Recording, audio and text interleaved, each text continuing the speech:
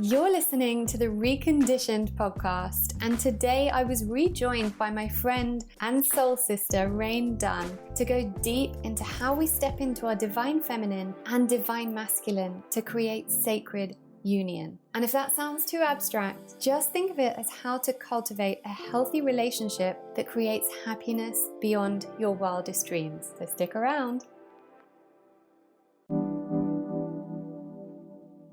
Your personality creates your personal reality. Authentic power is when your personality comes to serve the energy of your soul. The truth is the body is one ecosystem. You can get to the root cause and everything goes away. Welcome to the Reconditioned podcast, where I use my knowledge and expertise of over a decade in the wellness and transformation world to take a deep dive into what makes us thrive as humans. I'm Lauren Vaknine, leading wellness and transformation coach, and following my remission from the rheumatoid arthritis I'd had for 27 years that left me wheelchair-bound by the age of 18, I created a unique coaching combination, conflating physical, mental, emotional, and spiritual aspects of self to create true, long-lasting well-being in all senses of the word. This podcast is one of the many free resources I've created to help you achieve the same. Whether you're suffering from chronic illness, raising children in a world of conflicting information, you're an entrepreneur wanting to step into your purpose, or you simply want to feel empowered and motivated to become the best version of yourself, join me along with expert guests as we uncover the most actionable and tangible ways to recondition ourselves back to wellness.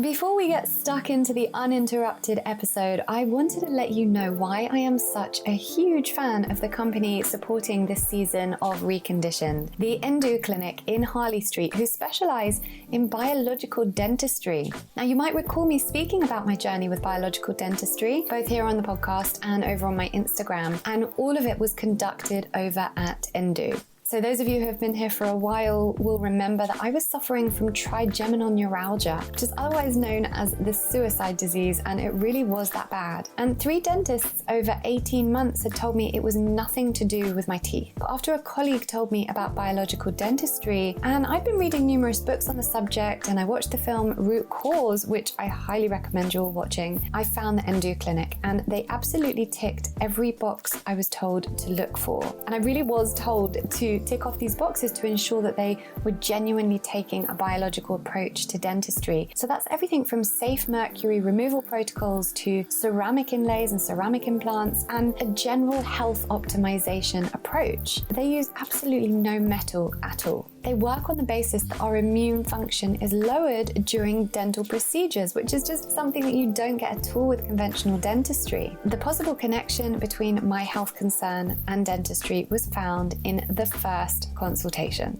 Again, something that all these other dentists and facial pain specialists at honestly some of London's top hospitals were not able to see. Because what they know is that previous dental treatments can lead to jaw cavitations, something that only those who are trained in biological dentistry know how to look out for. Now, during my procedure, I was given IV vitamin infusions, ozone therapy, and this state-of-the-art plasma PRF treatment, which was all to ensure that we were giving the body the very best chance to heal. And there's also a whole pre-treatment protocol as well. Anyone who listens to this podcast will know how much my life's journey has been about health optimization, so this was just revelatory to me. And the trigeminal neuralgia went away the very next day. And it's not just facial problems. We now know that up to 70% of chronic health conditions can be as a result of conventional dentistry treatments and misconceptions surrounding oral care. I honestly recommend this clinic to everyone I know, and if you are experiencing any dental, facial, or chronic health problems, or you just want your teeth looked after by a team who truly understand the long-term way to keep teeth and gums healthy, go to nduclinic.com. The clinic are offering a 10% discount off your initial consultation for anyone who mentions coming through Lauren. And this will include a dental exam, x-rays, 3D scans, and even your first hygienist appointment. So that is nduclinic.com. Thank you to Endo. Hello, everyone. So I am here again with my soul sister, Raine Dunn. Hey, girl. Hey. So we have lots of very, very expansive chats about relationships and what it takes to grow a healthy relationship. And we talk a lot about trauma in relationships. And we talk about why we chose bad ones, why we choose bad ones, and the mistakes we can make and how to fix them, how to spice up relationships. We talk about a lot. So we thought it would be nice to get together again and have one of our chats and just kind of do it publicly so that everyone else can benefit from hearing what we talk about. And we want to talk about cultivating healthy relationships and the power of what we like to call sacred union. And sacred union is coming to it. Well, how would you define sacred union? Let's start there.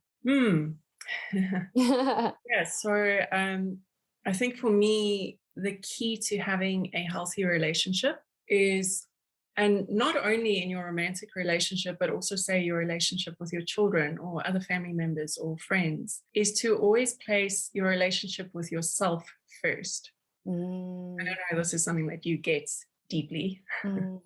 So what my journey has been is through really nurturing that relationship with myself and discovering who I am first, it allowed me to come into what we can refer to as a sacred union, where as opposed to just being a regular relationship where you are codependent on each other and you're both enacting your traumas out on each other, you create a sacred container where you are each holding space for the other to become the best version of yourself. And that, like, when that happens, it's just something magical that can really change your life.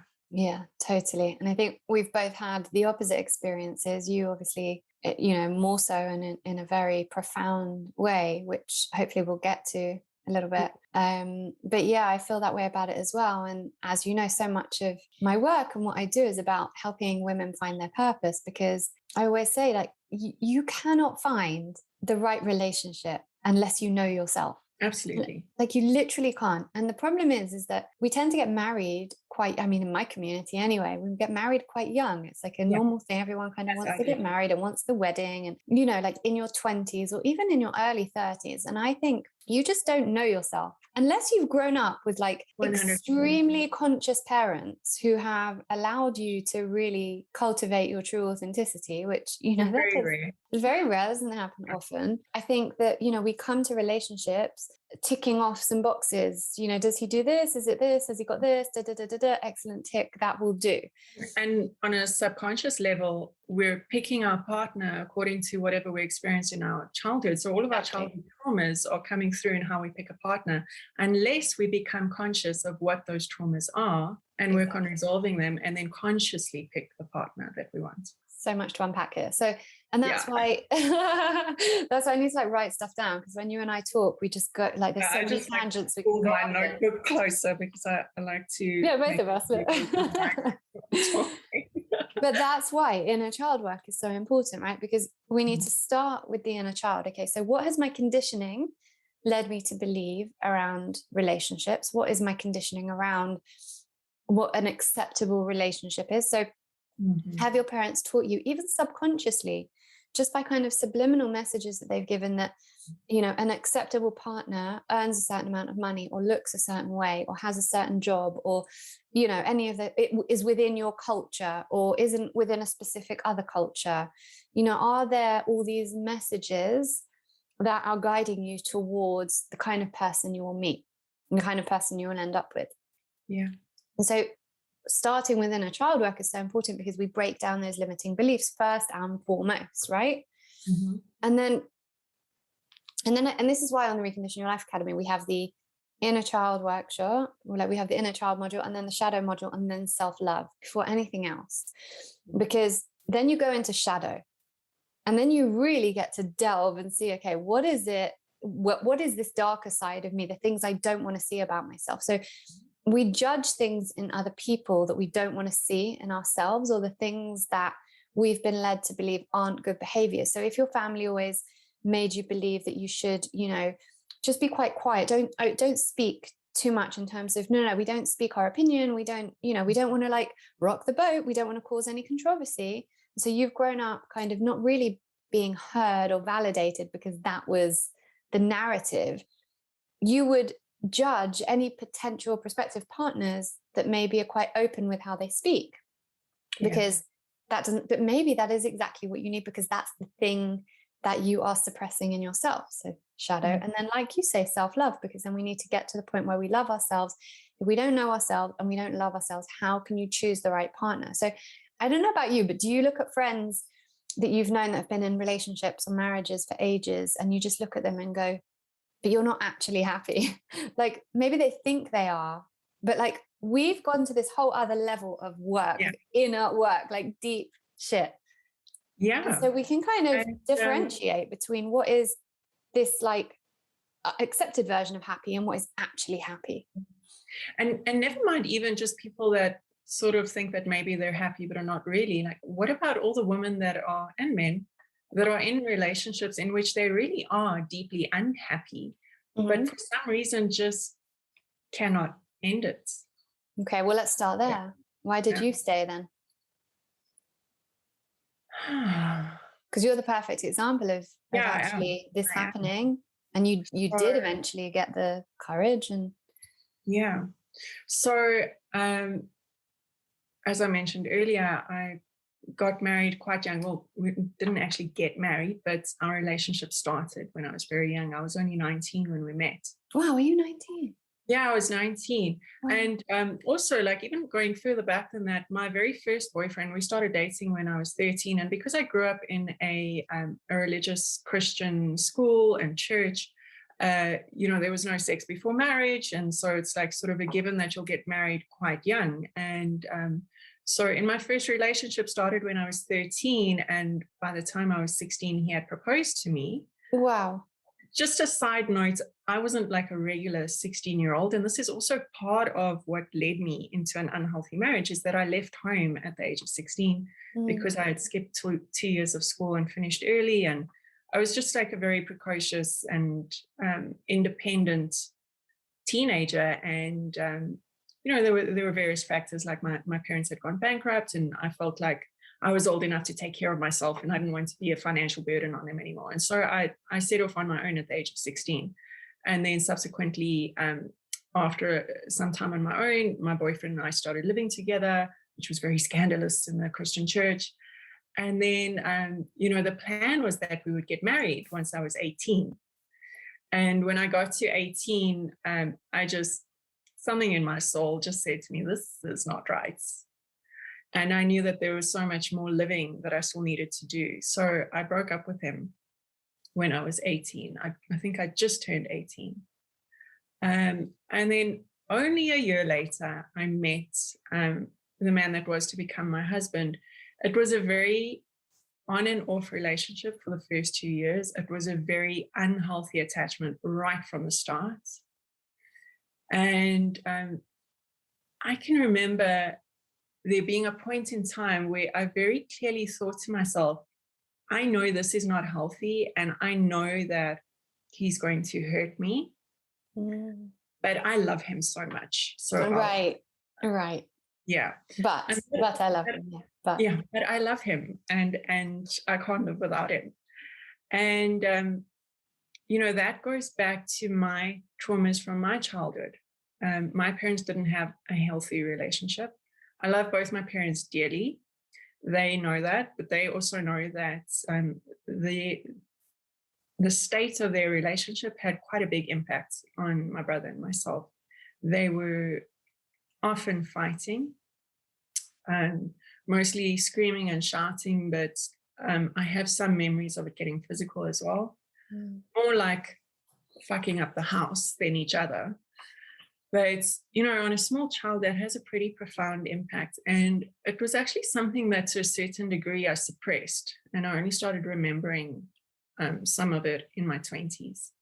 So I think I also wasn't fully aware of what I'd experienced.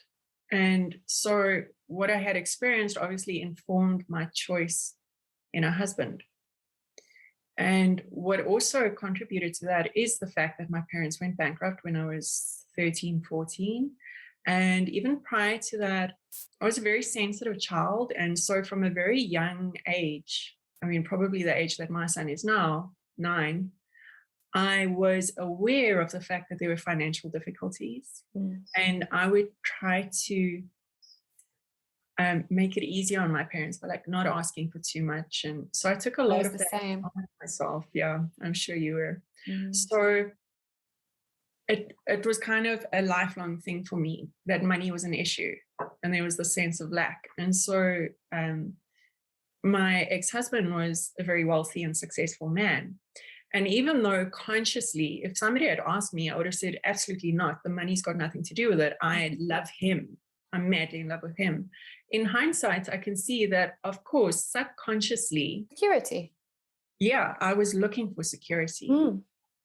Because when we started living together, it was the first time in my life that I felt like I could breathe around the issue of money and paying bills and making it through the month. Right. Can we just pause there for a moment? I don't want you to lose your train of thought, but I want to pause there because this is a really, really important point, because it is. we hear so often, oh, she's a gold digger. Yeah. She's a gold digger, right? Right. Let's throw that word out the window, because a woman who has spent her life as a girl feeling no sense of security around finances, and that is very difficult. It is, and you come to a relationship and it's not, I want his money. It's, I can breathe now. Yeah. Like there is, and let's talk about this biologically as well. Okay. You've read Sex at Dawn. We've both read Sex at Dawn. We understand like the biology behind males and females, and how we, the male is set up to be, I'm talking biologically. This isn't, kind of a discussion about sexuality. If you don't, identify as any of that stuff, let's just put that stuff to the side a moment. But biologically, as a male, you are set up evolutionarily. Right, exactly, set up to be the provider, right? And because the woman's body is setting up to nurture young, and you can't go out and work when you're doing that. I'm talking about, like you say, evolutionarily. I'm not talking about, a woman who might choose to go back to work after however many weeks, but our bodies are preparing us for that. So biologically, we are wired to recognize the men who can provide. And that gives us a sense of relief and a sense of security that we can then relax and go, okay, I'm going to be looked after. It is attractive to us on a physical hormonal level as much on a subconscious psychological level. So it's very much out of our control unless we become conscious of all of these aspects within ourselves. Right. And that's why, you brought up the word gold digger. I can clearly remember at that age in my early 20s when we were in this sort of weird on again, off again situationship. I saw other girls actively pursuing the rich men because they wanted their money. And I found that disgusting. I judged them for it. So it was definitely not a conscious thing that I was like, okay, cool, he's got money, I'm going to go after him. I was just physically, emotionally, subconsciously from my trauma wounds attracted to him. And in my eyes, it was like, oh, what a happy coincidence that also now I don't have to worry about money anymore.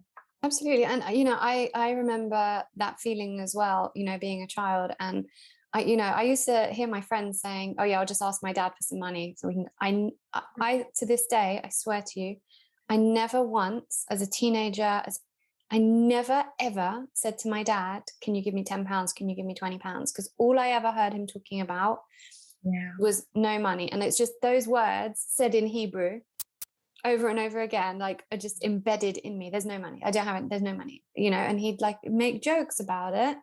But there was no, and he worked in the markets. He sold children's clothes. So he'd come back with clothes for us from the market. But that was it. I couldn't ever ask for money. And I remember kids saying, oh yeah, I stole 20 pounds out of my mum's wallet. And I was mortified. I was like, how could you do that? Because my parents taught me, like, you never, ever take money from your parents. Like, don't ever, if you ever steal from us. And it embedded this thing in me of, God, how wrong it must be to ask your parents for money. Yeah. And the funny thing is, my mum is so generous. Like, she will give the last of what she's got, So it's not from that place. It's just this inner subconscious modeling that we're putting on our children when we say things like, no, there isn't enough money. Oh, the bills have come through. We're not going to be able to pay it. And I have this memory when pick up on not only our words, but our energy. The energy around money, and money is such a powerful masculine energy. And I remember my dad coming home from the market on a Saturday, and I would stand at the entrance to his door and he would count his money out onto the bed. And I don't know why it holds for me as such a profound memory, but because money was such a thing growing up, that it does become a thing when you're choosing a partner. It does become a thing. It's like in this relationships.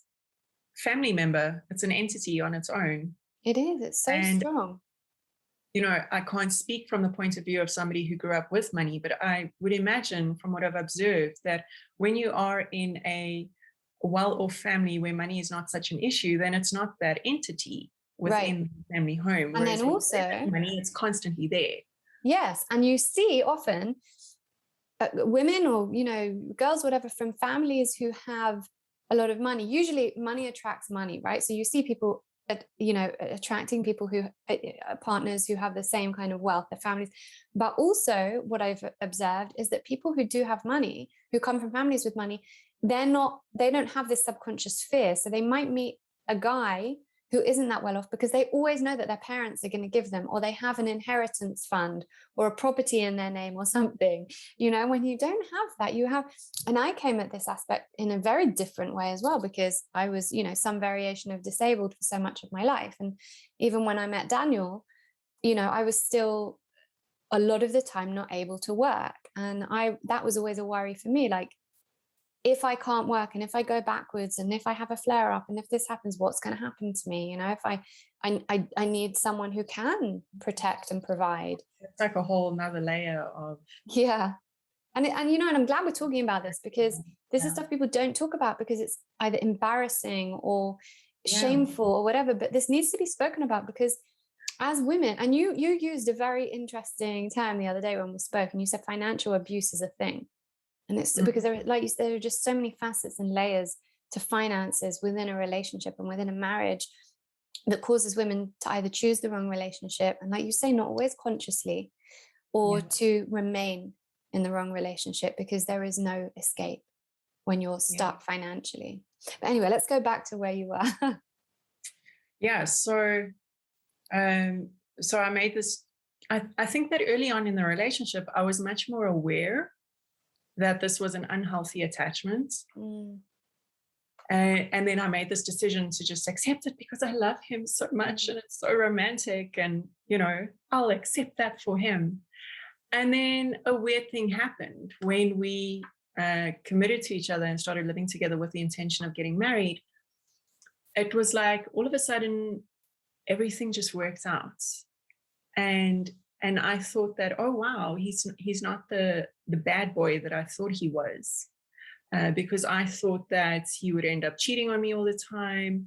This was the sort of perception that I had of him from the early stages of our relationship, which was really just a lot of drinking, drugging, late night calls, you know. So that was the start of our relationship, which is not healthy. And then once we started living together, all of that sort of settled, and you know, he treated me very well and was very kind to me, very generous with his money, and I didn't have to worry about that anymore. And so as our relationship, living together and then entering into marriage and having a child started, I created this illusion for myself that I had this wonderful, perfect marriage. And I did it Let's so back up a step, because you compromised a lot still. I mean, you changed religions. You know, there's a lot that you actually skipped over that part. Coming from, you know, the religious Christian church to really, you know, not that you ever really felt so connected to that part of yourself, but you gave that up. Yeah, so I left the church long before, when I was 16. When I left home, I left the church as well, and was pretty uninterested in religion for a while. And then I started making friends with Israelis, and I became quite enamored with Judaism. And I thought, oh, Christianity didn't work, but like this one looks good. Like maybe this is the way to do it. And I was very attracted to the family focus of Judaism, especially because I came from a sort of broken home. Even though my parents only got divorced after I left home, it was a broken home.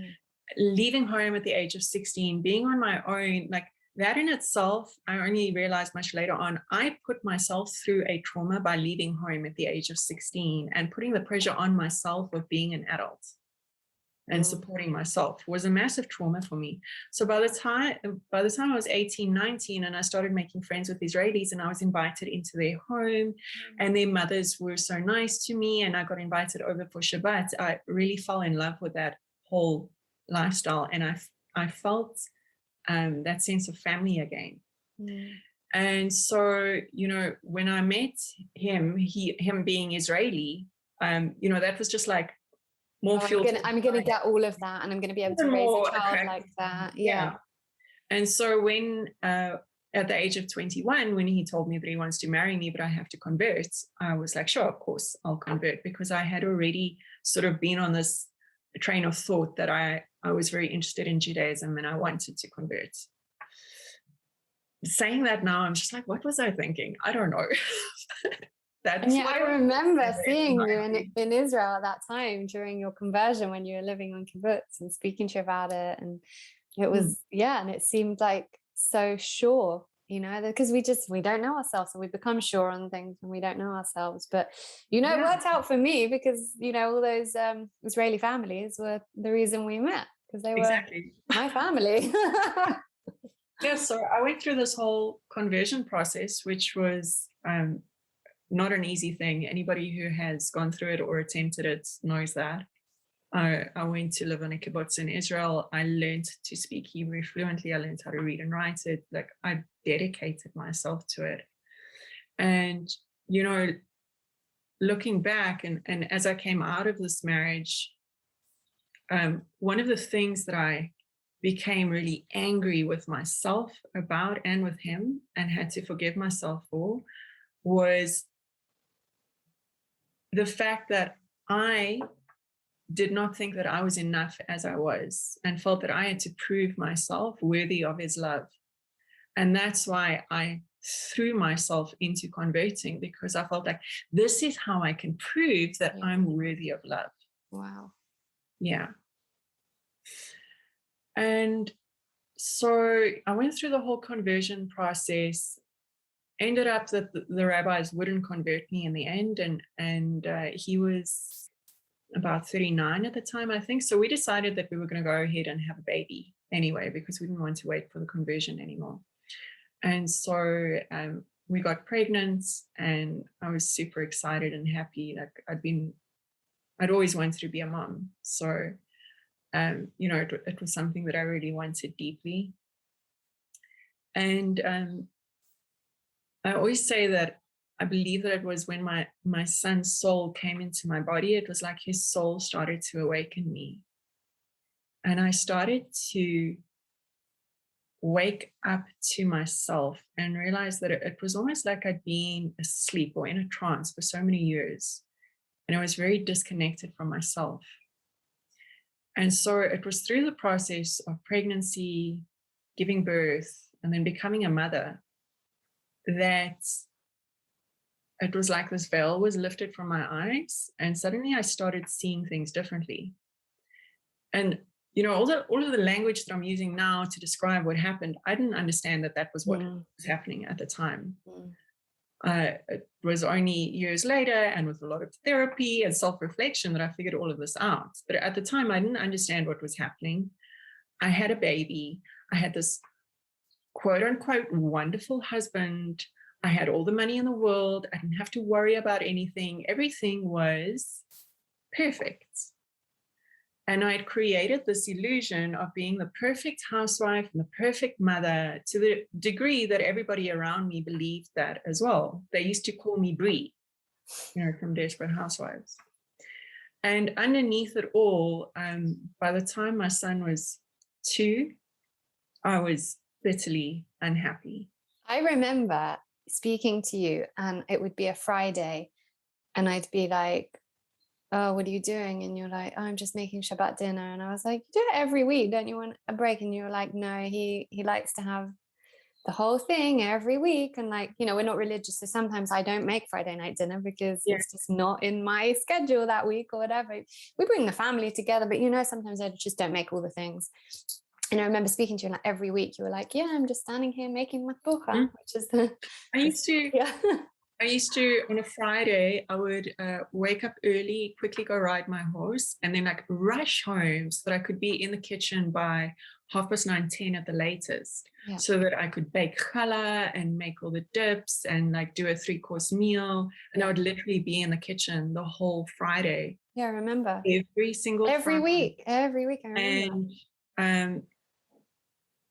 And that was something that really started eating away at me, because it wasn't like I was cooking all day and then we were having this beautiful family meal where everybody was happy and enjoying each other's company. It was normally him, his father, and often his brother, all speaking very fast slang type of Hebrew to each other, which I couldn't understand, even though I could speak Hebrew, and me. Like that was it. And I never got a thank you for the meal, was never shown any appreciation for all the effort I put in. And, so that was like one of the things that started being like a little bit of a warning signal to me. So yeah, like I can remember getting to the point where I would wake up in the morning and I just felt dead inside. I felt dead and empty inside. And I would think to myself, is this it? Is this my life now? And there had been some incidences prior to that where we had some big fights. And because of my experience as a child with my parents fighting, I always swore to myself that I would not, under any circumstances, put my child through that. And so there was one occasion in particular where he kept on prodding at me and pushed my buttons so badly that I flipped and I lost it and I started shouting. And immediately I was just overcome with guilt. And I was like, how could I do that? I swore that I would never do that. And so there were these couple of incidences, and I told him that I wanted to get divorced. And his reaction to that was very dismissive and very patronizing. And he just brushed it off and ignored me.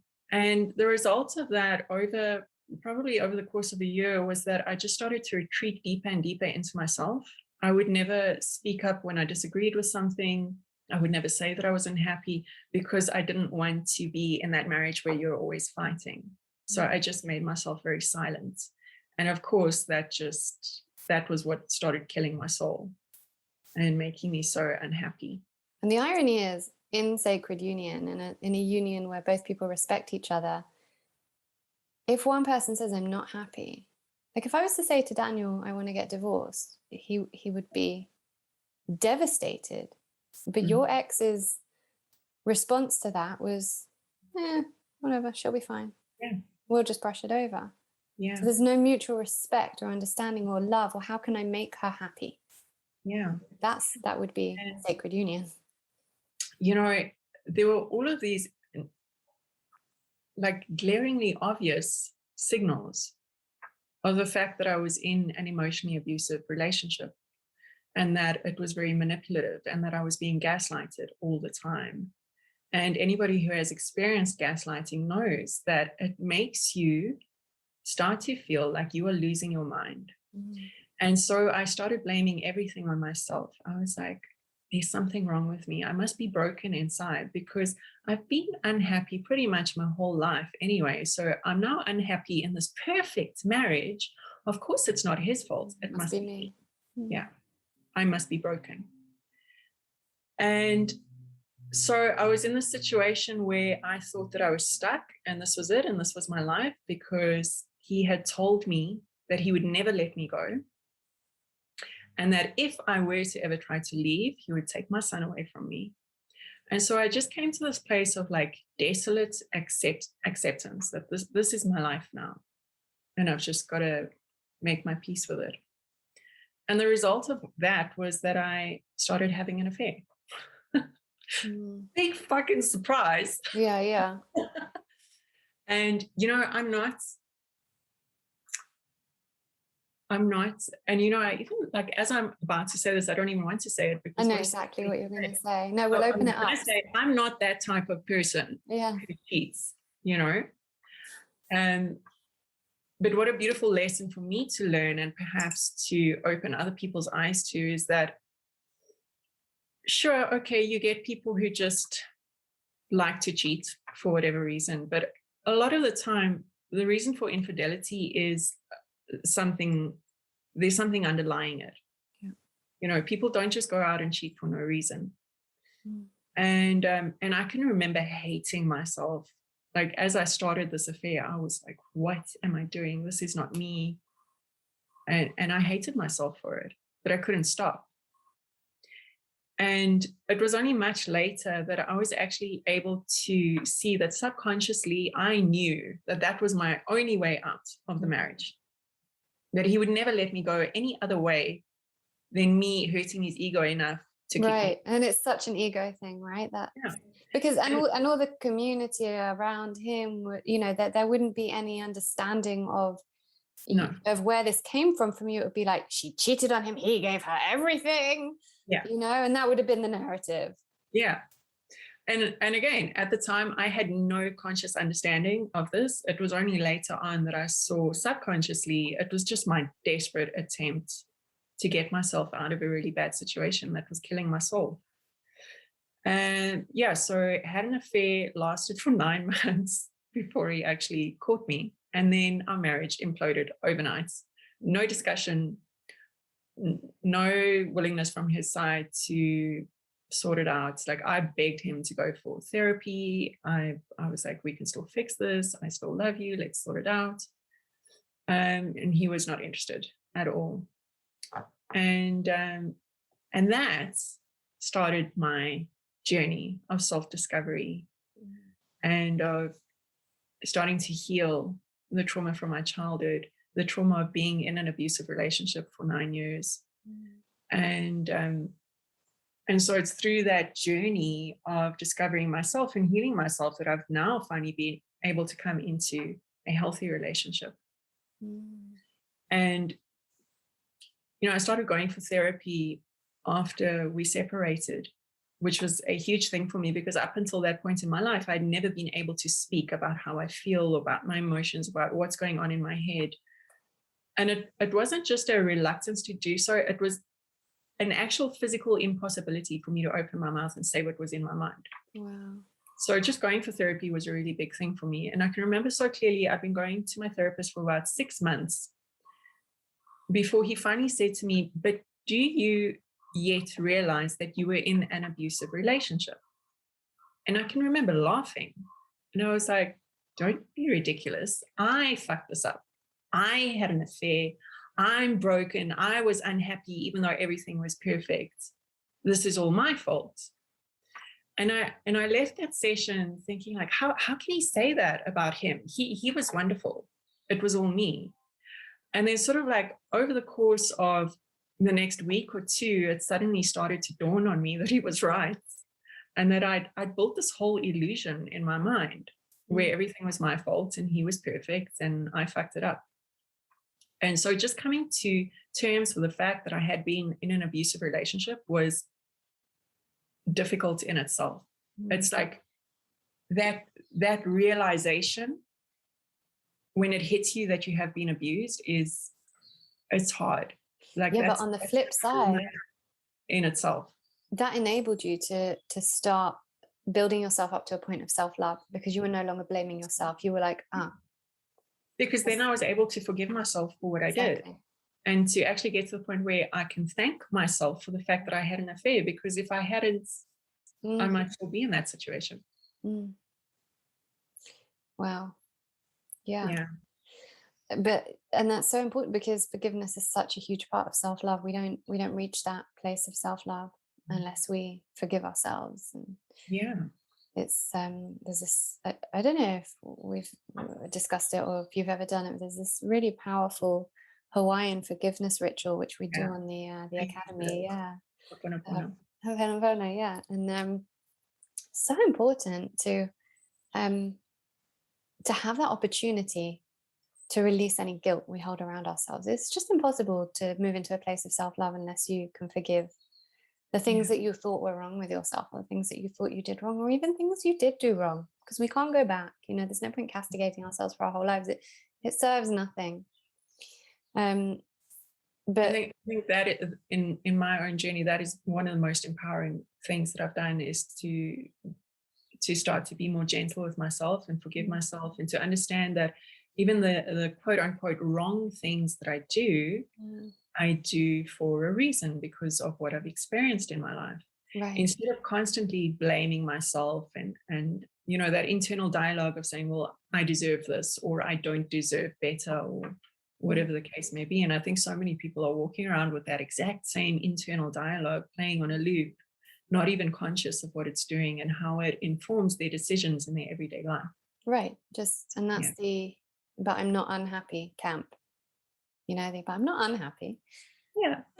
What's interesting for me, what I have been grappling with over the last few months, been a kind of new thing for me, is this idea that trauma serves us in some way, and I've really been, I've always known on a subconscious and conscious level that my own struggles with my health and everything from a childhood were for a purpose to lead me to what I do today, which is why I'm so grateful for them. But I never really acknowledged the idea that actually trauma is helpful for us, because I did a post on Facebook recently saying if we shield our children from trauma, we don't give them the opportunity to heal.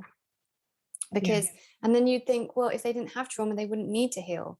But we do, because we don't elevate to any kind of next level of consciousness unless trauma we heal from something that expands your consciousness. Yeah, exactly. Or at least that is what it should be. It's the choice. You can experience trauma and choose to never heal it and become bitter and contracted, or you can choose to let the trauma be that catalyst that really expands you into the fullness of who you are meant to be. Yeah, well, that's the thing, isn't it? It's, and even if as our children are growing, they're experiencing trauma here and there, it's informed trauma. So we're explaining to them as they go along how to manage it, how to express it. And that's the difference. So we don't want them to hurt in the way that we hurt, but if there are traumas, we're going to enable them the opportunity to process them effectively. So it's the effective processing of trauma that creates this opportunity for healing. Also, really important to note that everybody experiences trauma. Yeah. And there are small traumas and there are big traumas. Right. But the point is that trauma is not so much the actual event that happened, it's how it affected you. Exactly. Because just speaking from my own personal experience, after we had separated, that was the start of a whole nother journey, because then there was the whole divorce process, which was also very abusive, and now in a much more aggressive and out there way, as opposed to the very quiet and manipulative way that it was before. And that's where the financial abuse that I mentioned comes in.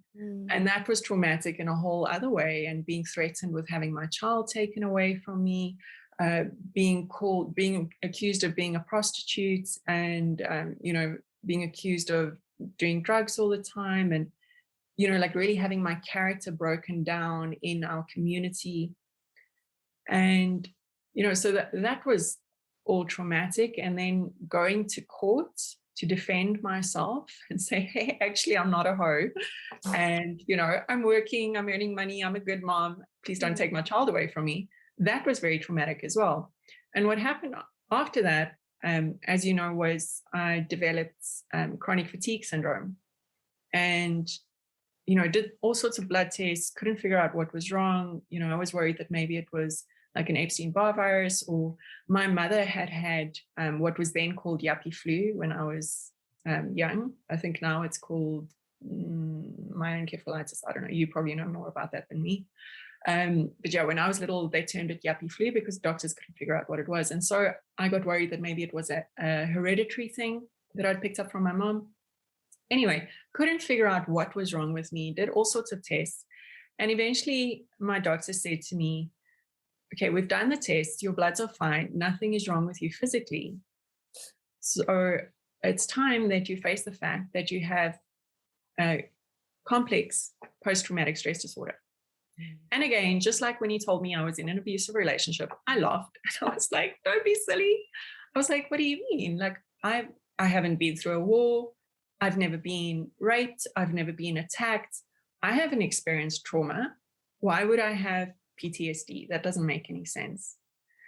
And then that started a journey of me looking deeper into what trauma really is and what complex trauma is and how that affects your nervous system and how that, puts you into this dorsal vagal reflex where your whole body just shuts down, which is why I had the chronic fatigue.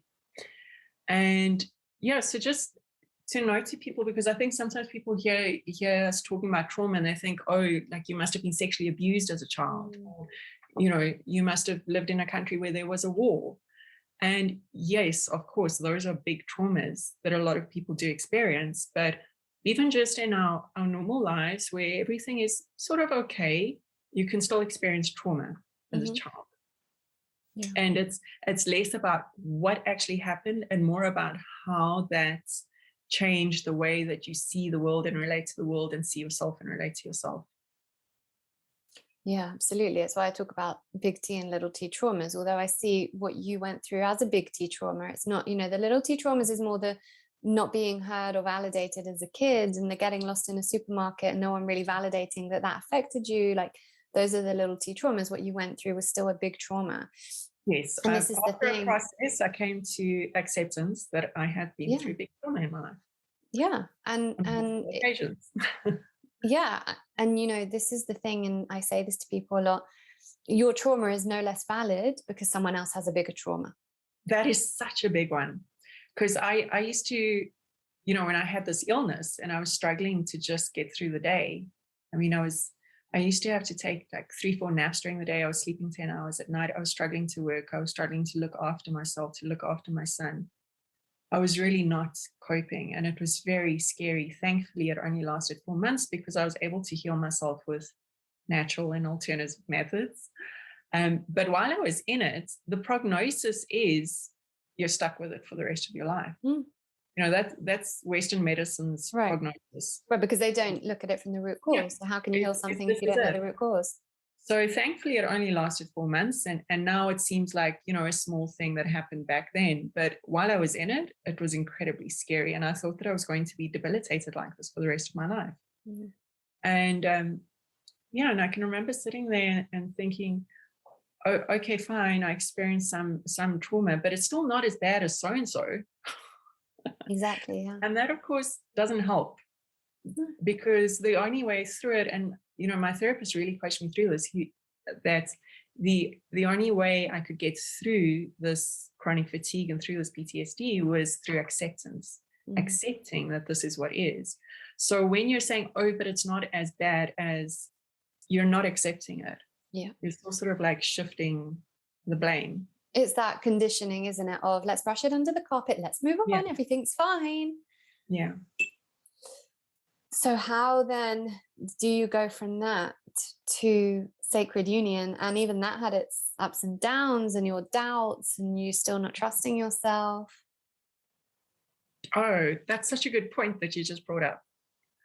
Is, after having been in an abusive relationship, you no longer trust yourself to choose well. Mm. And especially when the patterns keep on playing out and repeating. So what happened was, when I started dating again, it was like I kept on picking the same man over and over again. And I kept on finding myself in these situations where, there was some narcissistic abuse and manipulation. And then, of course, you bring it back to, but what's wrong with me? Why do I keep on doing this? And the truth is, it is you doing it. You keep on picking that same thing because it feels so familiar and therefore it feels like love. And which is an important point to note for a moment, because we said that before, but I love him. Let's just pause there for a moment, because so many women do this, and I've seen it with friends, in horrific, literally, I had a friend who was in a relationship. I've never seen such a awful, we were like, this guy must be leading a double life. Like, that's how bad it was. And, I'm not going to go into it, but and we'd go, why are you staying? Because I love him. Yeah. And one of the most profound and important lessons my mum has ever given me is love isn't always enough. Mm. And God, I stand by that. I so stand by that, because, unless love is enough if it's sacred love. If it's love because that's not love. Someone cheating on you and also lying to you. understanding that what we perceive as love, what we've been taught is love, that, you know, the Disney version of love, Right. we get indoctrinated to, is not even love. No. This is what I mean, because it's acceptance for who you are. Love is an acceptance for who you are, how you come to the relationship as your true, authentic self. And in these situations of, you know, these girls as well, you know, women as well, but in this situation that I'm thinking of, this guy that has spent the whole relationship lying to her, has never really shown her who he is, except he has through his actions. Just, you know, never getting to the bottom of, never feeling safe or secure in the relationship. That's not love. So to go, but I love him. No, you don't, because you don't know him, and you can't love someone unless you know them. So for all the women listening to this that are like, you know, it's not great, and it could be, but I love him. No, you don't. And that's your biggest lesson. And this is that's codependency. And that comes from a wounded inner child. And this is the, you know, be cool to be kind thing from us right now is, no, you don't. That's not love. So how can you switch that thought off? Because you are choosing that thought as well. You're choosing to continue telling yourself this information on a loop, but I love him, because it keeps you safe in this pattern. Like you said, it's what you recognize, so it feels like love. So how can you break that down, relate it back to your childhood, check in with your inner child, with the little girl inside you? So what did I experience as a child that has led me to believe that this is acceptable? Exactly. And from that, we break it down. What you experience in your childhood, in your family home, you know, whether it's outright abuse, or whether it's just, you know, parents who are just doing their best but don't really have the tools, you develop this concept of what you think love is. So if there was something unhealthy in your childhood surrounding love, you go out into the world as an adult thinking this is love. So you get into this unhealthy relationship and you go, oh, there it is, this is love. Right. When actually, no, this is just recognizable abuse you already experienced before. Right. And that's how we carry it on the loop, and we continue it, not just in this life, but until we break those habits, we continue them in every life we come back with. And we're never going to elevate to that point of spiritual evolution where we break that pattern, because that's what we keep coming back for, to learn these lessons. And interestingly, with my own situation, I'm so grateful for my journey. I feel like I've always been so intuitively guided, and my guides have been with me because I love my dad. You know, he's brilliant, and anyone who's met him, you know, loves him. He's great. He's suffered a lot of trauma. You know, he was the oldest son of 10 children, and he brought his whole family over from Morocco, you know, to Israel, got them all on a ship, the siblings, the aunties, the uncles, you know, all of them. Worked 3 jobs because his father wasn't well enough to work when they got there, went into the army, was frontlines artillery soldier in, you know, 3 of the major Israeli wars in the 60s. Like, he has had trauma, not that he would recognize it, and not that my mum was even able to really recognize until I said to her, well, that's why he is the way he is. And she's like, oh yeah, you know. So my dad had his, you know, it wasn't the most present father or husband, it still isn't a good communicator. He's got a great heart, and you know, I adore him. He was always, you know, sitting there on my bedside when I was crying in pain, like holding my hand, what can I do? But and you know my dad, you know his heart, you know, but he had no ability to really express love truly. And he always loved my mum, but he's not able to really, you know, get to it in that way, to show it in that way and give her what she needs. Like, what's her love language? He wouldn't know. He doesn't know, you know, he's 77 now. He's never going to change. But I was able to recognize that.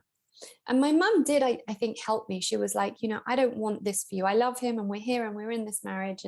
But I want you to have someone that can communicate with you. I want you to be in a situation where you have this mutual respect and understanding of one another. And so she did guide that. Like, she was one of those guides, and still is. But I had that in myself. I was like, no, I love my dad, and I don't have any resentment towards my dad, where I think my sister does a little bit, because I understand his trauma. I can connect to his trauma, and I've done a lot of ancestral healing surrounding his trauma and his family's trauma as well. So I was able to take that from a very objective place and go, I understand him, I love him, I respect him, but I don't want that for me. So I was able to then choose a partner. I was able to break that pattern before I kind of started it, you know. Where in a lot of cases, it's like with alcohol, you know, children who grow up in alcoholic parents, they go one way or the other. They either become alcoholics themselves, or they never want to have a drink because it's such trauma. Yeah, well, I think, you know, everything that you just spoke about comes down to becoming consciously aware Right. of what is driving things in yourself and in the people that you related to growing up or currently. And it's that conscious awareness that allows you to choose differently. And, you know, that's why you often hear the joke about daddy issues. Right. Because women unconsciously choose a partner who's exactly the same as their father. Yeah. Because they haven't become consciously aware of everything that's okay. Yeah. And I think it's truly about looking at your parents without judgment, understanding what their upbringing was, what their trauma is, not judging them, but being able to say, well, what parts of that can I heal in myself? What parts of that can I look at and say, that's not right for me and I don't want that. So I'm going to break that pattern. I think it's really healthy to do that. Like if your parents have got a really unhealthy relationship with money, looking at that and going, how can I heal that in myself? If your father is someone who doesn't communicate or does, you know, or there's a lot of shouting, or when I moved in with Daniel, and you know what Moroccans are like, there is no talking, it's all shouting. Yeah. When I moved in with Daniel, I said to him, there is no shouting in this house. This is not going to be a shouty house. Like even now I walk into my parents' house and I'm like, why are you shouting at me? And my dad goes, I'm not shouting, it's the way what I talk. And now my mum even says that because she's had to learn how to shout to be heard over him. You know? Yeah, I mean, I remember after those Shabbat dinners, like sometimes it would get so heated that afterwards I would say to him, like, is everything okay? What were you guys fighting about? And he would be like, what are you fighting about? It's so true. It's so true. And then imagine like 40 of them all in one room, which is what often happened in Israel in our dinners, you know, and it's just, it's crazy. And listen, I have very amazing, rich memories from that, but I never wanted the shouting. And I don't want, listen, that's not to say I don't ever shout, because sometimes I lose it and I do. And, you know, That's what I do. Right. And, but I do believe that even though I shout occasionally, I don't think my kids will ever grow up and go, my mum shouted a lot, or it was a really shouty household, you know? That's something that I have also really cultivated in my home. You know, since we separated, I still live in the same home that we lived in together as a married couple, and my son has grown up here. And I've really put a lot of effort into really making this my home and like infusing my energy into it. And something that everybody who comes to my home always comments on how peaceful it feels. And that's not accidental. That's something that I've cultivated here. Yeah. And, you know, a lot of sage. Yeah. Sage. I want that peaceful environment, not just for myself, but for my son and for my now partner, Wesley, that when we come home, it feels safe and it feels calm and it's rejuvenating. And, you know, like my son will comment on how our home is so calm and quiet and peaceful. And at his father's house, it's very loud and frenetic, you know, because that is the Israeli culture. So, you know, that's something that you and I have both consciously chosen to make our home. And again, it all comes down to that consciousness, like being consciously aware of what you're doing, consciously aware of your choices, choosing, okay, this is the type of home that I want. Yeah. This is the type of relationship that I want. And by consciously choosing, you're able to look at, so when I do shout, I'm aware that I shouted. Yeah. And I take a step back and I try not to judge myself. But that's being conscious. When you're always shouting, it's just you're kind of not conscious. And then you go, oh, I shouted, so how can I do better next time? Yeah. Because I never listened to my mum and my dad when they shouted at me. Like, it's just, you know? Yeah. And I actually remember watching an interview with Will Smith and his kids, and one of his kids going, Dad never, ever shouted, like never, to the point that he once raised his voice. Once, I remember him doing it. And we knew we were in trouble. Right. And I'm like, I always think of that when I shout, and I think that's my goal for my kids to grow up and go, my mum never shouted. We just knew when she meant business. But in a conscious way. But let's go to Wesley, because we're going to run out of time. So you just mentioned him, the lovely Wes. So, because I want to talk about sacred union, because this is where we're both at right now in our relationships. And we talk about it a lot. We talk about the connection and, this real love, but the work it takes to get there. Yeah. So for me personally, what was a massive catalyst for me was my brother's death. My brother committed suicide 18 months after my ex-husband and I had separated. So I was sort of just coming out of the space of, the trauma of the separation, like finding my feet again, working and studying at the same time and building my own life. And I was just sort of coming to this place of like, okay, I'm okay, I can breathe. And then I lost my brother. And obviously that was a huge traumatic event for me.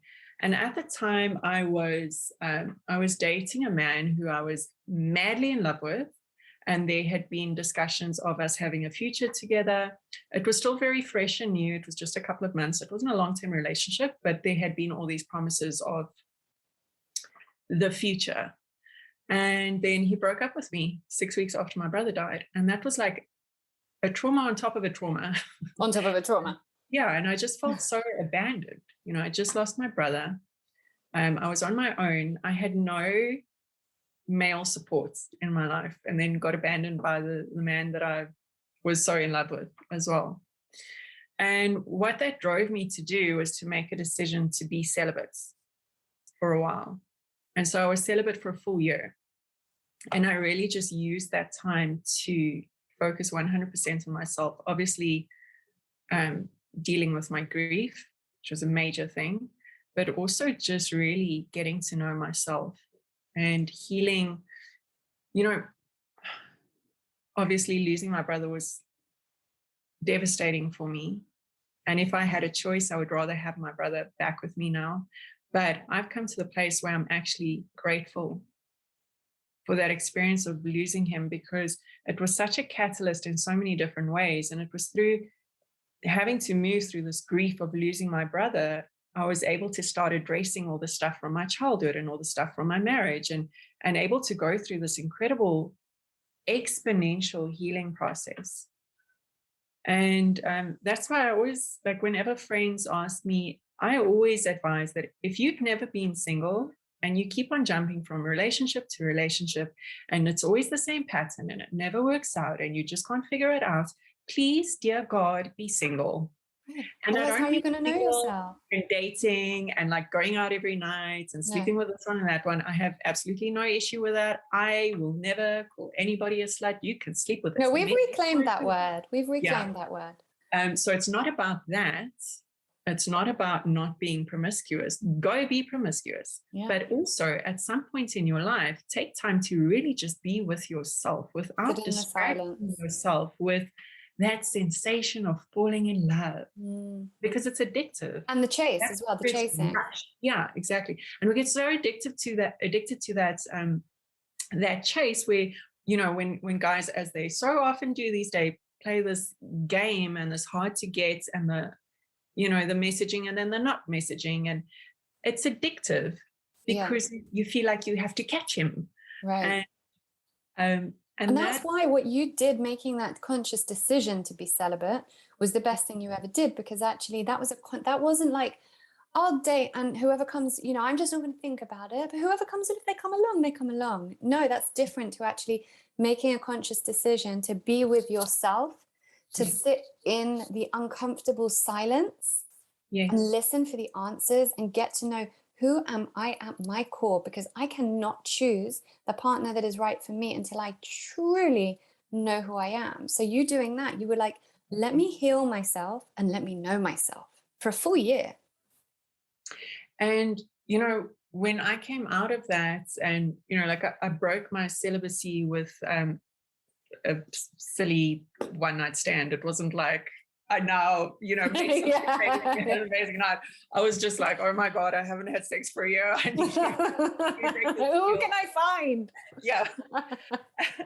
And So, it wasn't like some profound immediate change, but I kind of like that though, because you're not like, there's no false pretenses. It wasn't perfect. Like we're not aiming for perfection. We're just aiming to be in a state of healing and understanding of ourselves.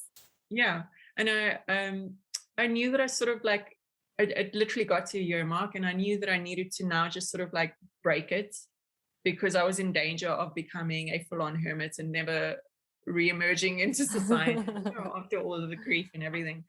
So, but what happened after that is that when I started dating again, it was completely different, night and day. Because your energy had changed. Yeah. Prior to that, I mean, by this time I was 33, 32. Prior to that, every relationship I'd ever been in, I was always trying to prove myself. I was always trying to earn love. I was always trying to show that I'm worthy. I was always trying to show how perfect I am. Look at me, I'm so sexy. I'm so good in bed, and I can cook, and I can do this for you, and I can do this for you. Look how perfect I can be for you. Instead of me sitting back and going, well, what do I want? Right. And that was what changed. Instead of me always being like, please love me, look how perfect I am.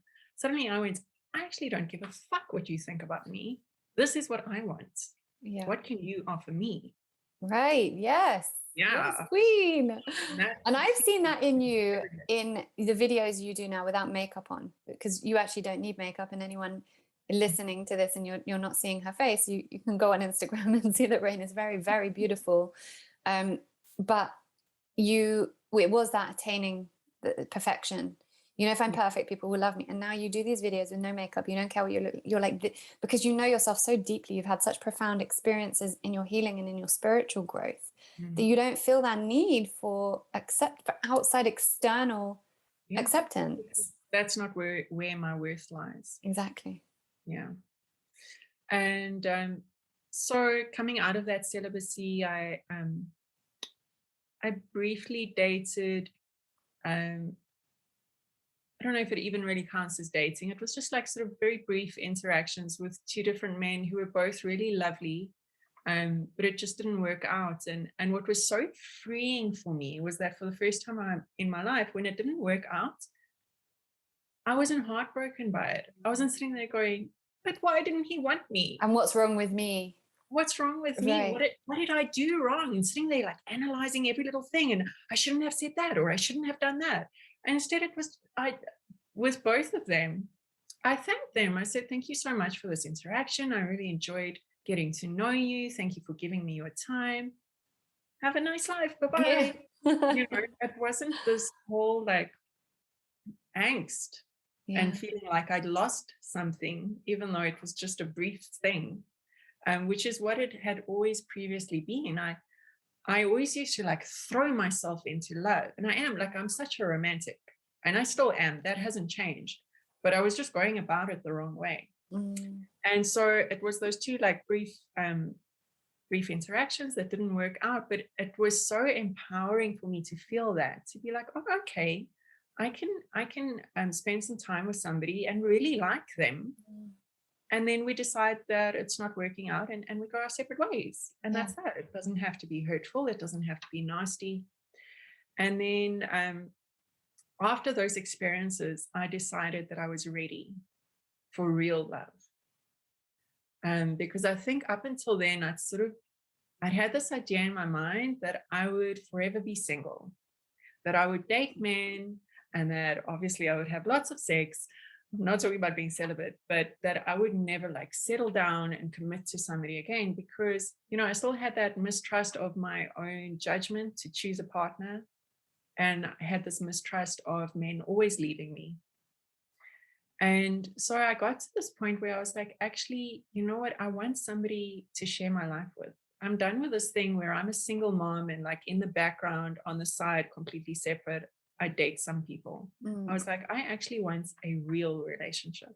And so I know that this sounds so cliched, but it works. I sat down and I made a list, a very detailed, long list of what I want in a partner, but like super detailed. I left nothing out.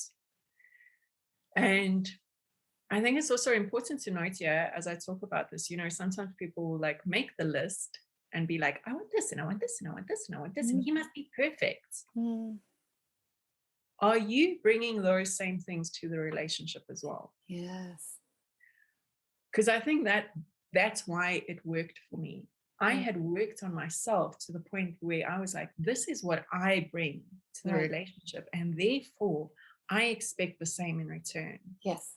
And I made this list, and I kid you not, 2 weeks later to the day, I met Wesley. Because that's what manifestation is for anyone listening now. Like, I talk about this, I think it's episode 53, I think, an episode on manifestation. It's about resonance. So manifestation isn't, I'm going to write a list, I'm going to put it onto my pillow, I'm going to go to sleep, and Prince Charming's going to show up the next day. Yay! No. You got to heal that shit first. You got to go back and heal your inner child. Prior to writing the list.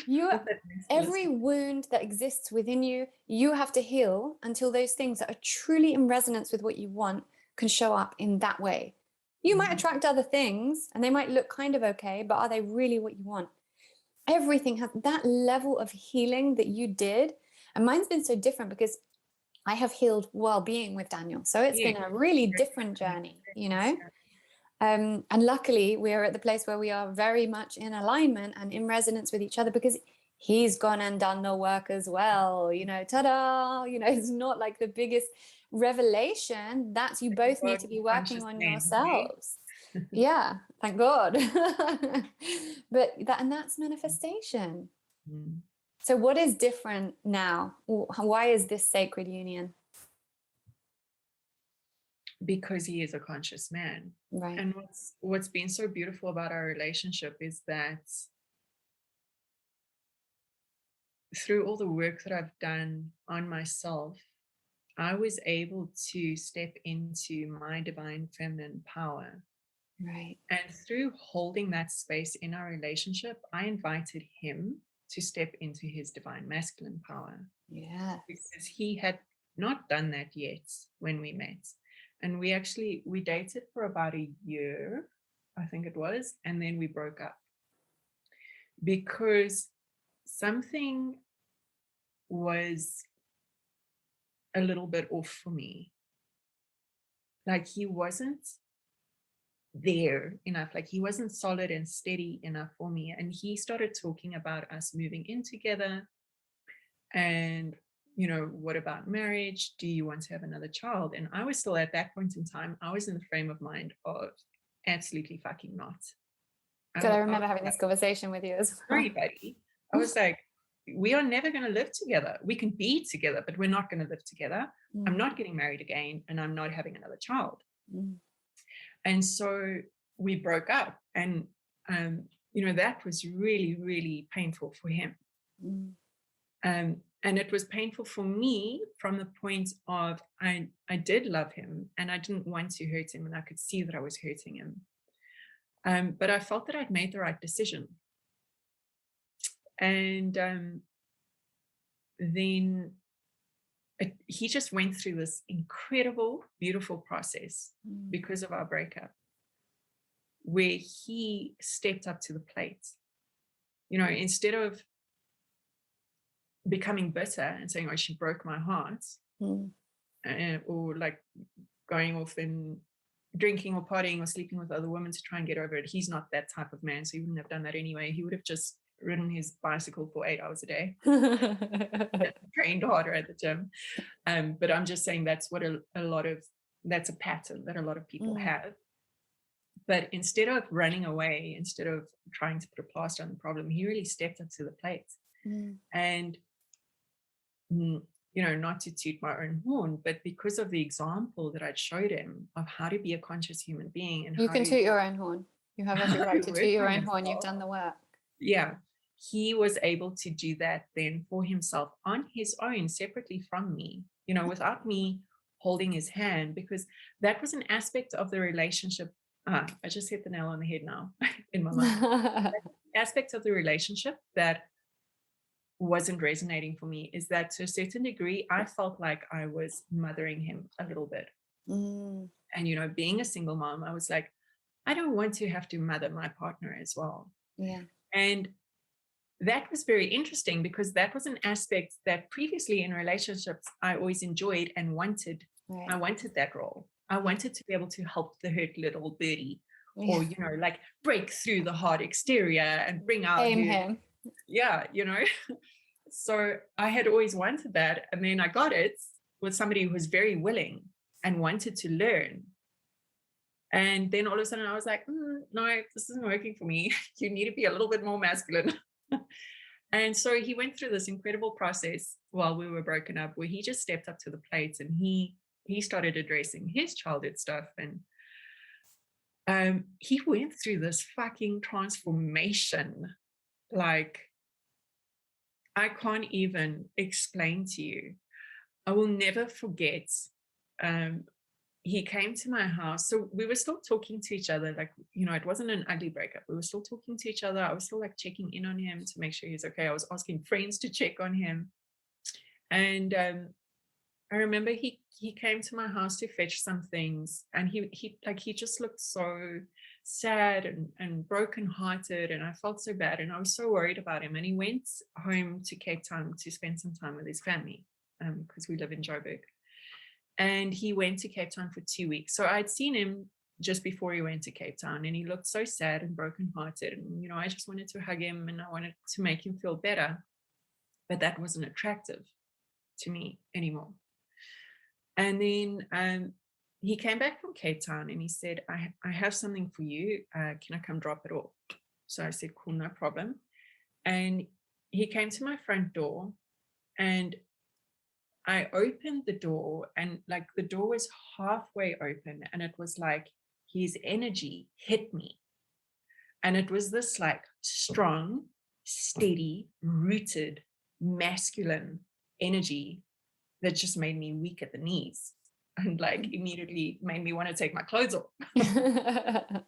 So, like that's the power of energy and of that internal work that cannot be seen externally, but changes everything. Right. And can't always be explained in words. But, I opened the door and I was just like, oh my God, you're sexy.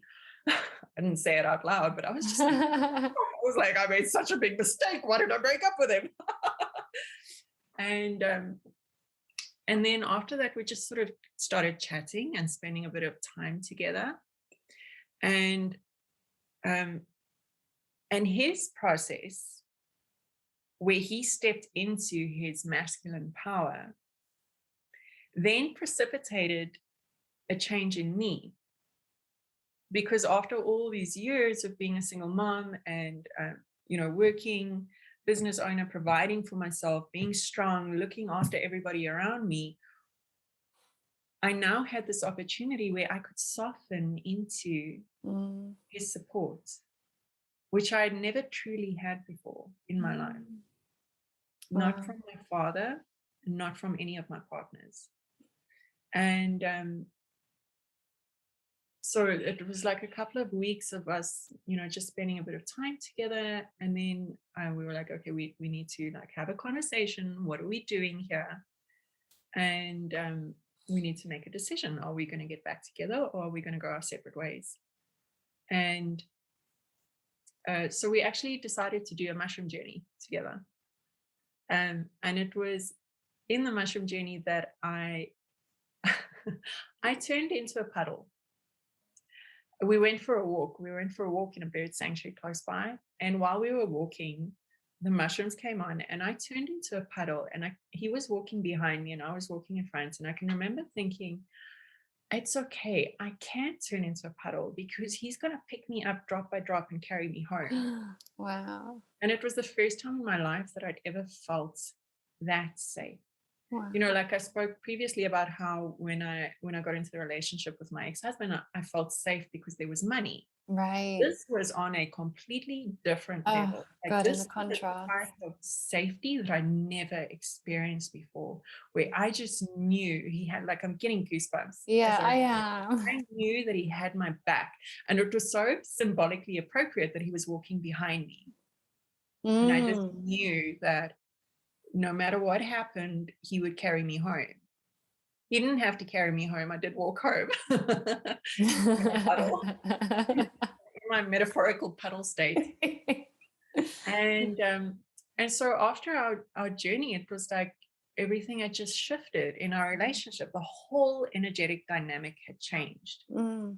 And that still left questions, you know, about marriage and kids and all of that. And but the conclusion that we came to is that this is too good to walk away from. Like what we have together is far too beautiful to walk away from.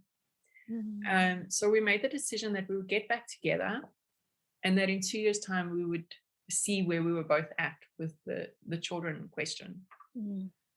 Because, you know, having gone through that whole process where I finally felt safe, it sort of opened up my mind to the possibility of maybe I can have another baby. Whereas before, I think it had been a lot of it. There are very many different reasons why I decided to have one child, ethical, moral, personal, there's a whole lot. But one of the things was this protective mechanism of, you know, I had a child in an abusive relationship already. The separation, the divorce was traumatic. I'm now responsible for a child. Like, you know, let me just not do this again. You know? Yeah.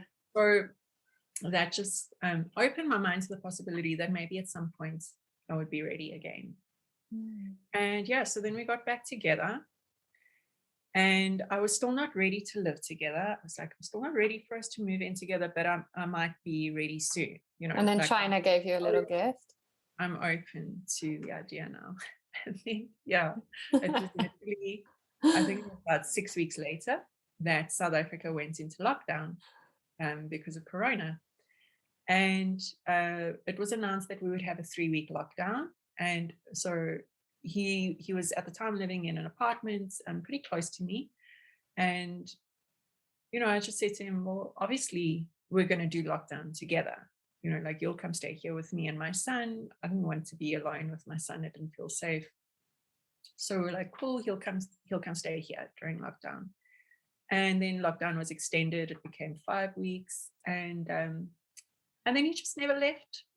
And we landed up living together without even choosing to do so. And it's just unfold from there. It's just like grown and grown and grown and like deepened and deepened and deepened into this beautiful union and partnership where we each hold space for each other to discover more of ourselves, to heal more of ourselves, and to step into the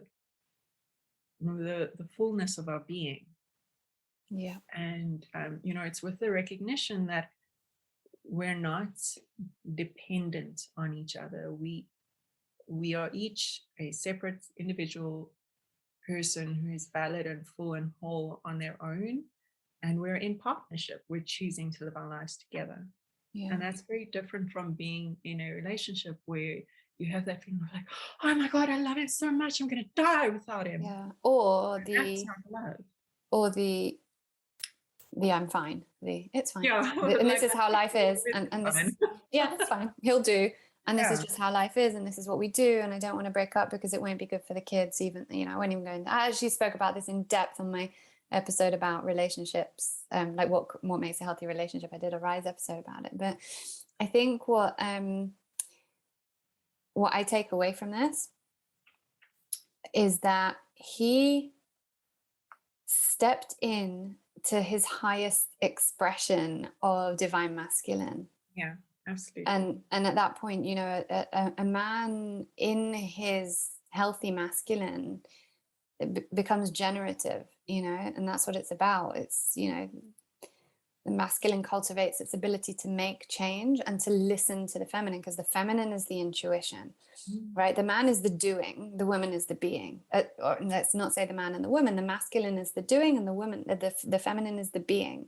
Yeah. And so a man who can listen to a woman who is very much rooted in her divine feminine and her healthy divine feminine, and listen to the lessons there, and look at the healing and acknowledge the healing that's been done, and look at a woman like that and go, ah, right, I see you. I fucking see you. Yeah. And I see this. And I'm not going to go away and send you a bunch of roses or buy you some lingerie. I'm going to go away and I'm going to fucking do the work. Yeah, I'm going to step up. so that I'm Yeah, worthy. but that's stepping up. That's what I mean. Stepping up isn't sending you a bunch of roses. Do you know what I mean? And then stepping into his role as divine masculine, which is the provider of the love. The provider, he generates it. He can give the love, and then the woman takes the love and creates it, and creates from it, and nurtures from it. And so the woman is the creator. And from there, that's where you have sacred union. Yeah, so what you just described, like as you're describing it, I'm seeing again, like actually in my online course, I spoke about this, and I drew this diagram of how I see it as this battery effect. So, you know, when a woman steps into her divine feminine, she invites the masculine to step up, and when he does, it allows her to soften even more deeply into her divine feminine. And the more she does that, the more he can step up into his divine masculine. So it's this constant battery effect where you're feeding each other. Yeah, because women, even women I see or women I work with who are single and have been single for a long time, and they're doing the work to be more in it, because when you're a woman who's been on your own for a long time, you make your own money, you're very much in your masculine, and it's very unbalanced in that way because money is a masculine energy, and they have to be in that way in order to survive the world on their own. But and that's why almost it's kind of counterintuitive and more difficult to meet a man like that, because you're so deeply into your masculine that there's no there in terms of then attracting a partner who's in his divine masculine, because you're too masculine. So, you know, the polarity is too different. Yes. When you then can help each other soften into, when the woman starts softening into that, it's just a beautiful place to be and a beautiful thing to witness. And I see it with my own relationship as well. The more Daniel comes into his divine masculine, and the more he is kind of building and creating for us in this world of inner work, the more I am really this softer being who's allowing him to worship me, and not in a codependent I need you way. Like there is such a balance between how we honor and have reverence for each other. Reverence, yes. But this is the thing, right? So and this is what we've come to recently. Like he has this reverence for me because he's seen my growth, and he rejected it, and you know it was this, you know, resistance to it for so long, because whoa, where is she going here? This is too much, you know, this is too much growth. Like I was off on my journey and there was no stopping it, because I was being divinely guided by it, and my work with my shaman is really pushing it, projecting it, and you know the strange ass things that happen as a result of that. There's stopping it once it starts. Right. And he was like, what? And there was resistance there. But as soon as he stopped resisting it and he looked at me and for the first time truly saw me, like, listen, we've always had a good relationship, but it's not been, you know, can go as far as to say it wasn't real enough. We didn't see each other fully. I saw his heart. I always saw his heart. He has such a heart, you know, and he's such a good, kind, generous, caring, amazing person. But there was so much healing to do. Like, what is beneath that? Who are you, Daniel? Like, who are you? And now he knows who he is. So he was able to accept who I am, because he broke down all his shadow. He had so much shadow shit that was judging me. I always felt judged by him because I'm very public, obviously, in what I do. And he had shadow around that because his, you know, his growth was his upbringing was very much about not being so public. And so that was such a journey, him being able to see me and go, wow, I see what you're doing. And actually all I was focusing on was, this is too public, this is your personal life, and this is this. Whereas then he was able to look at the women that I work with and go, I'm seeing what you're actually doing out there in the world. And now he has such a reverence for that and for my intuitive gifts that he's met me there. And now he's doing this, like he's created a conscious men's group, for God's sake. Like he's literally, so we're like something that Wesley really wants to do. Oh, shame we're not in the same country. I know. So it's like he's almost like mirroring me, but in his own way. He's doing it very authentically to him. And the more he steps into that, the more I am able to continue on my journey without feeling like I can't, without feeling judged. And now I have this honor and reverence for him as well. Yeah. which I realized that I never truly had. I loved him. I appreciated him. I saw the good in him. But did I honor him? Did I honor all parts of him? No. And that's where we're at now. And looking at parts of ourselves and the challenges that, and the thing is, the funny thing is that in that no man's land of I'm fine and I'm not unhappy, you're just like, it's fine, it is ticking over. You come home from work, you be with the kids, you make dinner, one sits downstairs and watches TV, one sits upstairs and reads, and that's life for a lot of people. So the irony is that when you're doing this work, it's way more challenging, because the things that come up are like, whoa. The things you're pushed to recognize and to work through push you to your limits, to go, wow, can we actually manage this? Can we get through this? And then you work so hard to get through it that you get to this other point, to the next level of your spiritual evolution. And it's all worth it. And it's all worth it, because you're like, you're just on this crazy ass journey of like these mental things happening and having to find this alignment. And then every time you get through it again, you step up that level of honor and reverence for each other. Like beautiful. Something that you just said now reminded me, like when you said when Daniel finally saw you, it allowed you to have more honor and reverence for him. And it just reminded me of the fact that prior to Wesley and I breaking up, I loved him, but I wasn't in love with him. And I think that's why like something just didn't feel 100% right to me, because I loved him dearly, and I saw the beautiful soul that he is, and I enjoyed spending time with him, but I wasn't in love with him. And it was only after he went through his process and we got back together, all of a sudden, like it hit me, like I fell in love with him. Like we'd already been together for a year, and now I was falling in love with him. Yeah. And that was such a beautiful realization for me, because prior to that, always in my life, it had always been this like sort of fairy tale Disneyland, like love at first sight, like, oh my God, I'm so in love with you. And this time it had been the complete opposite. And when it happened, I was like, oh, like this is this is love. This is falling in love. Yeah. Not that like heady, rushy, like, oh my God, I need to see you again. I can't wait to see you again. I can't live without you. There's no codependency there, because you're dependent on yourself. Steady building to this bonfire of love, right? That is now still going. And that's where Daniel and I are as well at the moment. Like we keep saying, I'm in love with you.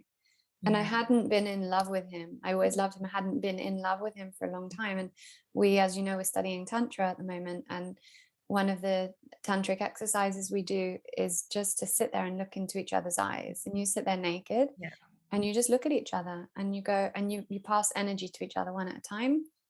And you go, I see you. It's really beautiful. And you see each other, you see into each other's souls. And that's another level of appreciation and just seeing, like, when was the last time, for anyone listening, you looked at your partner and you sat there for minutes and minutes and more minutes and just looked in their eyes and saw their soul? Because from that place, you can start healing anything that needs to be healed when you see them and you know that there is love there. Yeah, and that like sort of brings me to, before we started, I said to Lauren, I don't really mind where the conversation goes. We'll just let it flow. But there were just like 2 points that I do want to cover. And I brought the one up right in the beginning. And now the other one that I wanted to bring up, you've led me into so beautifully and perfectly. What a nice segue. I think it's really important to recognize that when you start to really have that honor and reverence for each other and to like truly deeply love each other and see each other, what you're really doing is you're honoring and having reverence for source. Yes. For the universe in all of us. Yeah. And, something that I've come to realize over the course of my journey is that the entire purpose of our existence here on earth is relationship. Not only our romantic relationships, but all relationships with our family, our children, our friends, the people that we work with. Because of unity and stopping the separateness, right? Yeah, absolutely. And also because it's through the relationship that you have this mirror to see yourself. So true. And to heal your own wounds. And then once you've done that, the relationships in your life are this beautiful vehicle for you to become your true nature and your true essence, which is love, and then to pour that eternal, infinite, unconditional love that is everything, that is the universe. You become a vessel for that and pour that into the relationships in your life. I mean, literally, you just worded that so beautifully. That so resonates with me on every level. I think that's so true, because we have to, the whole when we learn anything within spirituality, it's to come back to source in order to realize there is no separateness. You are not separate from the tree or the sea or the worms in the ground. It's not you and then there's nature. You are nature, you are source. There's no separateness. There's just everything is source, and that is love. And so, like you say, favorite quotes from Rumi is, you are not a drop in the ocean, you are the entire ocean in one drop. And then if you do mushrooms, you're just a puddle, not the Then ocean. you're just a puddle.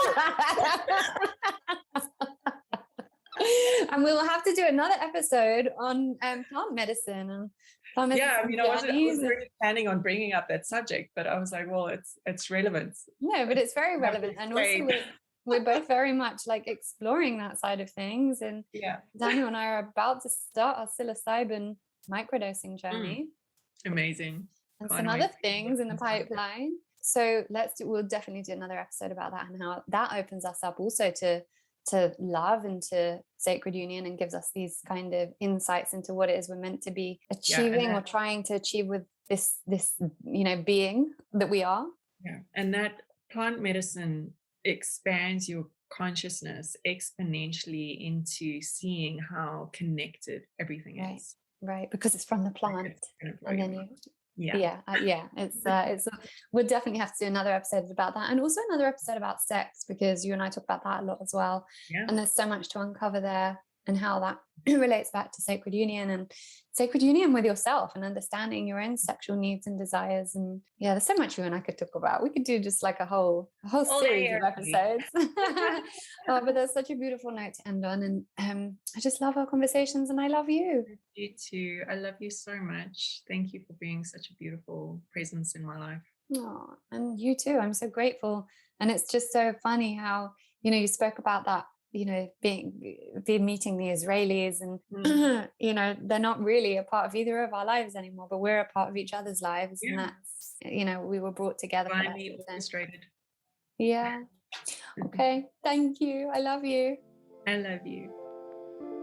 This episode of Reconditioned was brought to you with support by London's leading biological dentistry clinic, the Indu Clinic in Harley Street, a one-of-a-kind clinic that combines biological dentistry with functional medicine to optimize not only your dental health, but your general well-being, using practices such as safe mercury removal, removal of root canals and hidden infections, treatment of inflammation, treatment of cavitations, and much more. Visit nduclinic.com and receive 10% off your initial consultation and any scans or hygienist appointment by letting them know you came through Lauren on the Reconditioned podcast.